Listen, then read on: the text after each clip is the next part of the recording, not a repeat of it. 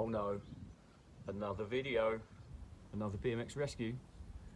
Well, this time it's more of a renovation, because behind me I've got something very special. Yesterday, something amazing happened. Picked up another BMX, which happens now and then, you know how it is.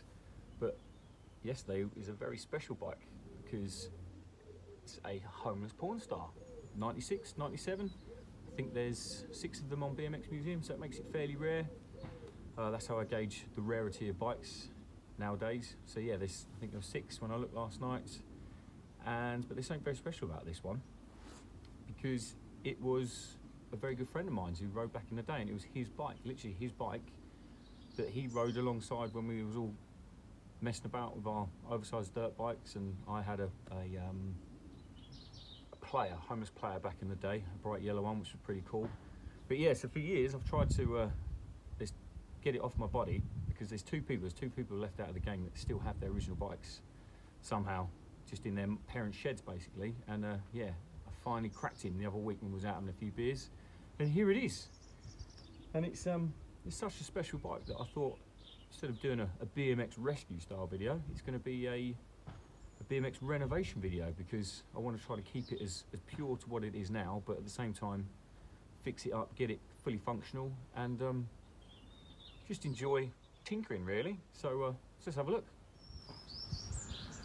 So let's just take a minute just to appreciate how cool that damn bike is, and also just how special this is, because obviously I've done the video on the last one that I picked up off the recycling pile, and yeah, it was a pretty cool bike, and it turns out it's actually a fantastic bike. But emotionally, it's not a bike that I even remember from back in the day, so it means nothing to me. Where this one, I have memories of us going to Hastings. I have memories of us crashing and getting hurt, jumping off of things at the station, and just, it was back in the day, you know, where life was all good back then. All we had to worry about was money to get to Canterbury on the train.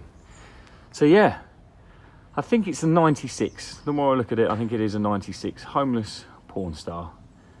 And yeah, I can literally remember this bike from back in the day. So I'm so happy to now be the custodian of it. But yeah, what a monster of a bike. Homeless bikes were always known for just being absolute tanks. Look at that, 1/4 inch thick rear dropouts.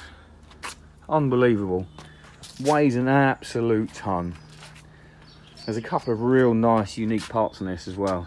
So you've got the anodized 1 inch DK stem, GT 4-piece bars, ditch forks, and then look, don't know if you're going to be able to see this, but that's the magic. A 1997, I think, Backyard Jam entry bracelet. How gangster is that? So yeah, today I'm going to strip it apart, and the general plan is to clean it up. A few bits are going to need replacing, and just make it cool.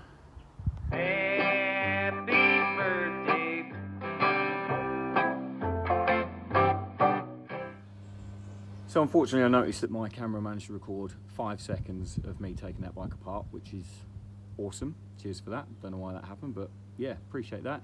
But yeah, come apart quite easily. I'm sure there's a joke there somewhere about Rob's bike always having a loose headset or a loose bottom bracket, but that's for another day. But yeah, it's come apart.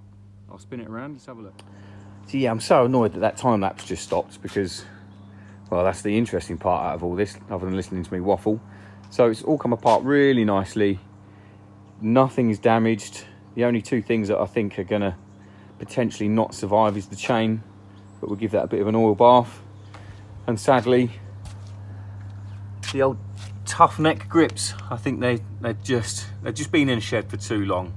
So we'll order some ODI long necks or something, but that'll be okay. But yeah, that'll do for today. Let's get cleaning.